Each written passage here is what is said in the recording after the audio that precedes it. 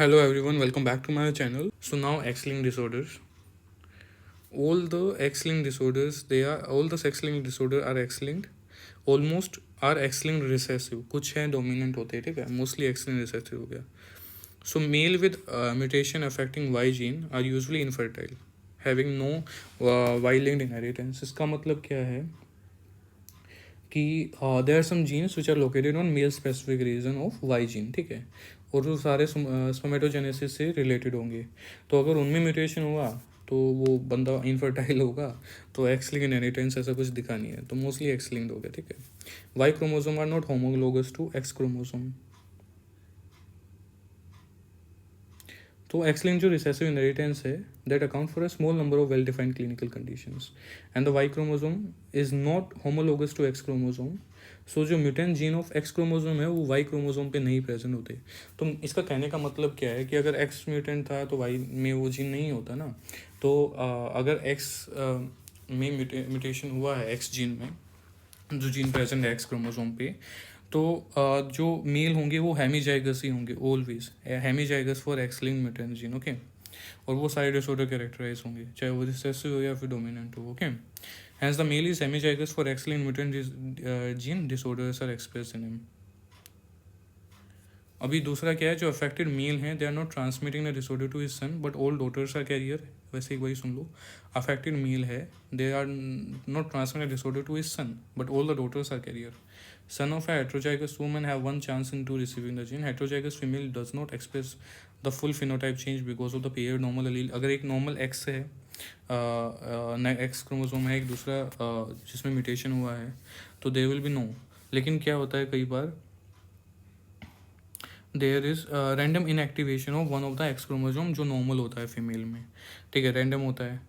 तो हाउएवर जो फीमेल होती हैं they have a variable proportion of cell in which the mutant X chromosome is active. So this is remotably possible for the normal allele to be inactivated in most of the cell. क्या है normal समझने की बात क्या है, अगर एक female है वो हेट्रोजाइगस है, सोचने वाली बात है, उसमें एक म्यूटेंट जीन है एक्स ए, मान लो उसको एक्स ए, एक हो गया नॉर्मल एक्स. तो बहुत कम ऐसे सेल्स होते हैं जिनमें एक्स ए मतलब म्यूटेंट जीन प्रेजेंट होता है, ठीक है. और दे एक लोइड्स हाइपोथेसिस है जिसमें there is a random inactivation of this normal allele. तो जो म्यूटेंट जीन है वो बहुत कम सेल में, उसका इनएक्टिवेशन बहुत कम हो पाएगा, रैंडम है ना. और तो ये रैंडम ज़्यादातर किस पे शो होगा, नॉर्मल अलील पे, because most of the cells में वही प्रेजेंट है. So it remotely possible for the normal allele to be inactivated in most of the cell permitting full expression of heterozygous X linked condition in female. And much more commonly, the normal allele is inactivated in some of the cell, thus a heterozygous female express disorder partially. Example इसका glucose 6 phosphate dehydrogenase deficiency में हो गया, ठीक है. तो जैसे transmitted on the X chromosome है ये एंजाइम, जो ग्लूकोज 6 फॉस्फेटेज एंजाइम डेफिशिएंसी होती है, that is a X linked disorder, ठीक है. That is transmitted on X chromosome. This enzyme deficiency which predispose to red cell hemolysis in patient with a certain type of drug. तो जो red cell हैं, तो जो female है, there is a proportion of red cell जिसमें there is a precursor with inactivation of normal allele. पहले ही inactivation है, ठीक है, वो इनएक्टिवेशन हो, अभी प्रीकर्सर अभी इनएक्टिवेट नहीं हुआ है. तो जो रेड सेल हैं they have the same risk for undergoing hemolysis as the red cell in hemizygous male. Thus, female are not only carrier of this trait, sometimes they are susceptible to drug-induced hemolytic reaction because the proportion of defective red in heterozygous female depend upon the random inactivation of one of the X chromosome. However, जो severity है that depend upon the जो severity है वो inactivation पे depend करेगा, कितना inactivate हुआ है नॉर्मल अलील. तो मोस्ट ये बात पक्की है कि जो सिवियरिटी है इस दिस हिमोलिटिक रिएक्शन की in this glucose 6 phosphate dehydrogenase deficiency में, that will always be less than an hemizygous male, okay. This was the thing to be understood, okay. So मैंने क्या बोला था कि जो मेल है it is not transmitted disease to is disorder, लेकिन जितनी भी उसकी बेटियाँ होंगी दे आर कैरियर. हाउ, अभी इसमें सेकेंड फिगर में देखो, इसी मतलब नीचे, तो फादर अफेक्टेड था, तो फादर को हमने लिख दिया एक्स ए वाई ऊपर.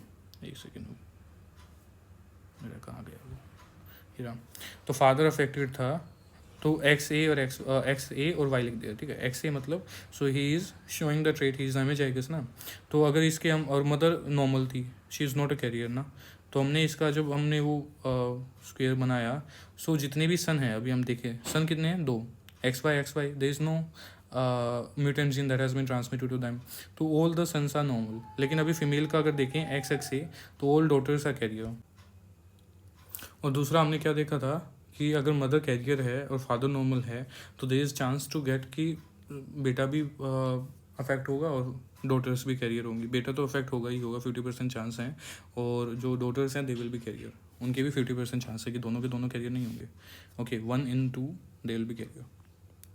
सो अभी X linked recessive disorders we have discuss, जितने भी ये हैं अभी इसके बारे में जैसे हीमोफीलिया वगैरह, ग्लूकोज 6-फॉस्फेट हाइड्रोजनेज डेफिशिएंसी, उनका we can remember by mnemonic, ठीक है। Lady Harding College girls they don't care about foolish word. Lady Harding College girls they don't care about foolish word. LC है Lesch Nyhan syndrome और X linked recessive. Harding that is haemophilia A and B and Hunter disease. Hunter disease हमें याद करनी है क्योंकि ये structure में दिक्कत होता है, इसमें प्रोटीन में। सो हमने क्या पढ़ा था, इसमें एंजाइम में दिक्कत होता है, एंजाइम में दिक्कत होता है। और एंजाइम में हमने बताया कि ऑटोसोमल रिसेसिव होता है मोस्टली, लेकिन ये एक्स-लिंक्ड है, ठीक है। कॉलेज में there is colour blindness. Girls में we have 6 GDP deficiency. D से मस्कुलर डिस्ट्रोफी जचिंगसन में, ओके।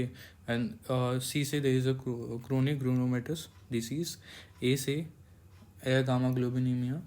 एंड फुलिश से there is fragile X chromosome और फेब्री डिजीज़ भी, ये भी हमें याद करना अच्छा है। और विस्कोट एल्रिच सिंड्रोम है, that is we have to remember, okay. So these are the disorder we can remember by this mnemonic, that is lady Harding college girls don't care about foolish word, okay. So X-linked disorders में we are now going to talk about X-linked dominant condition. So they are caused by dominant disease associated allele on the X chromosome, ठीक है। कि भाई mail में तो वैसे भी दिखेगा चाहे डोमिनेट हो रिसेसिव हो, लेकिन फीमेल में वी हैव टू हैव कि एक तो उसमें कैरियर नहीं होगा, बहुत कम है। These are the disorder which are transmitted by an affected heterozygous female to half of her son and half of her daughter. ये याद करना पड़ेगा, बहुत कम है। Vitamin D resistant रिकेट is an example, ठीक है, ये याद कर लिया। सो इसमें एक बार समझ लो, transmitted by affected heterozygous female to half her son and half her daughter. और अफेक्टेड मेल है, जितनी भी डॉटर है सारी, तो बाप की पापा की परियों को सबको होगा, but none of his son, ठीक है। कैसे, तो इसमें ऊपर क्या लिखा है, mothers they can give the disease to both son and daughter. तो पहले वाली फिगर में देखो, अगर मदर थी तो XA लिख लिया NX, क्योंकि इसमें देयर इज़ नो कैरियर ना, ये दिखाएगा। तो अभी अगर इसका हमने स्क्वायर बनाया, सो अभी हम देखें तो इसमें सन को भी मिल रहा है, सो देयर इज़ इसमें फीमेल को भी, जो डॉटर होगी उसको भी, और जो मेल है सन है उसमें भी। तो देयर इज़ चांस कि दोनों को होगा, लेकिन father affect only, daughter not son. पापा के पेरिया आर ओनली अफेक्टेड, तो कैसे। So there is XA and XY, sorry XA और Y।